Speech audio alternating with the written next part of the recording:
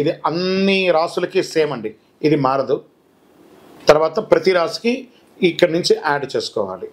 ముందుగా మొట్టమొదటిది మేషరాశి. అశ్విని నక్షత్రం, భరణి నక్షత్రం, కృత్తిక మొదటి పాదానికి సంబంధించిన మీరు మేషరాశి వారిగా పరిగణించబడుతున్నారు.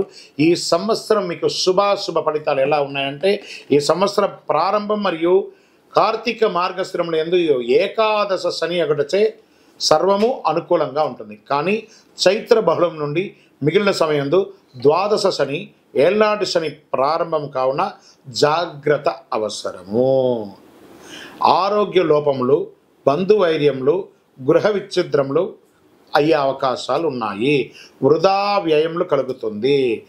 వ్యవసాయంలో చిన్న చిన్న నష్టాలు కలిగే అవకాశాలు ఉన్నాయి.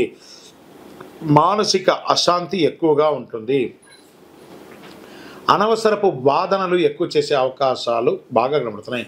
సంవత్సర ప్రారంభం నుండి వైశాఖ బహుళం వరకు ద్వితీయ గురువు అగుటచే ధన సంపాదన, సుఖము, కీర్తి ప్రతిష్టలు, అన్ని సమాజంలో గౌరవము, సమాజంలో ఉన్నత పదవి ఉన్న వారితో కలవడము ఇవన్నీ జరుగుతుంది గురువు వల్ల. శుభమూలక ధన వ్యయం, ఇంట్లో వివాహాది, గృహప్రవేశాది వాటి కోసం లేదా పిల్లల యొక్క విద్య కోసం ఖర్చు పెట్టే శుభమూలకంగా ధన వ్యయం అయ్యే అవకాశాలు ఉన్నాయి. సంతోషం బాగా కలుగుతుంది. గురువు తృతీయ చతుర్థ రాశులు సంచరించడంతో శ్రమ అధికం అవుతుంది. ఉద్యోగ భంగం, వృధా వైర్యం, బంధు విరోధకం బాధించే అవకాశాలు ఉన్నాయి. వైశాఖ బహుళం వరకు షష్ఠకేతువు అటు పిమ్మట ఏకాదశ రాహు అయినందువల్ల అద్భుతంగా ఉంటుందని కూడా చెప్పచ్చు. లాభం, జయం ప్రోత్సాహకరంగా ఉంటుంది. గౌరవ మర్యాదలు, సన్మానాలు, సత్కారాలు వచ్చే అవకాశాలు ఉన్నాయి. పుత్రమూలకంగా ఇబ్బంది ఉన్నా అది కూడా కొలికొస్తుంది.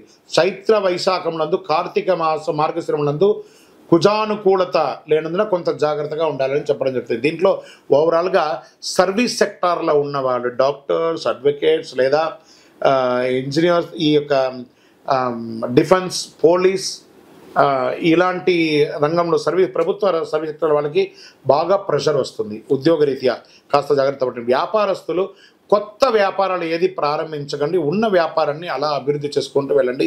విద్యార్థులు చాలా కష్టపడి చదవవలసిన ఒక సమయం అని కూడా చెప్పచ్చు. స్త్రీలకు కూడా మిశ్రమమైనటువంటి ఫలితాన్ని ఇవ్వడం జరుగుతుంది.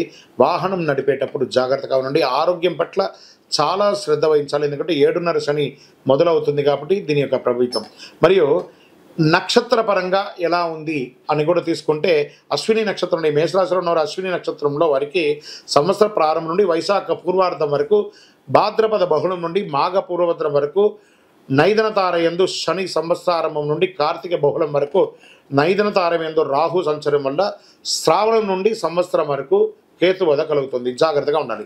మరి భరణి నక్షత్రం వారికి వైశాఖ బహుళం నుండి భాద్రపద బహుళం వరకు, తిరిగి మాఘ బహుళం నుండి సంవత్సరం వరకు నైదన తారయందు శని, ఆషాఢ బహుళం నుండి సంవత్సరాంతం వరకు జన్మతారయందు కేతు సంచరిస్తున్నారు. మరి కృత్తికా నక్షత్రంలో వారికి సంవత్సర ఆరంభం నుండి ఆషాఢ బహుళం వరకు జన్మతారయందు కేతువు సంచరించడం కావున ఆయా సమయం నందు జాగ్రత్త అవసరం. శని గురువులకు భగవత్కృపతో ప్రార్థన చేసుకోవడం, దక్షిణామూర్తి ప్రార్థన చేయడం, శని భగవానునికి ప్రదక్షిణం చేయడం. దీనికి ప్రాయశ్చిత్తం ఏం చేయాలి అంటే, పక్కన ఏదైనా మీ పరిసర ప్రాంతాల్లో ఉన్నటువంటి దేవాలయంలోకి వెళ్ళి నవగ్రహాలకి 19 ప్రదక్షిణాలు, 19 మంగళవారాలు, 19 శనివారాలు, 19 ప్రదక్షిణలు అలా చేసి చూడండి. అద్భుతంగా ఉంటుంది. ఒక చిన్న బెల్లం ముక్కను కాకికి పెడుతూ ఉండండి. లక్కీ నెంబర్ 5 మరియు 9 మీకు చాలా కలిసి వస్తుందని కూడా చెప్పడం జరుగుతుంది.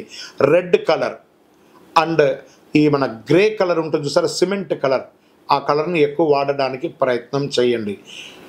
ఇంకను సకల దోషాలు తొలగడానికి మీ వయస్సు ఎంత ఉందో అన్ని దీపాన్ని మీ ఇష్టదైవం, కులదైవం దగ్గర పోయి వెలిగించండి. కనీసం ఈ సంవత్సరంలో మీ నక్షత్రం రోజైనా పోయి వెలిగించండి, చాలా శుభం కలుగుతుంది. ఈ అతి శక్తివంతమైనటువంటి కరుంగాళి మాలను ధరించండి. ఆయురారోగ్య, ఐశ్వర్య, భోగభాగ్యాలతో ఉండండి.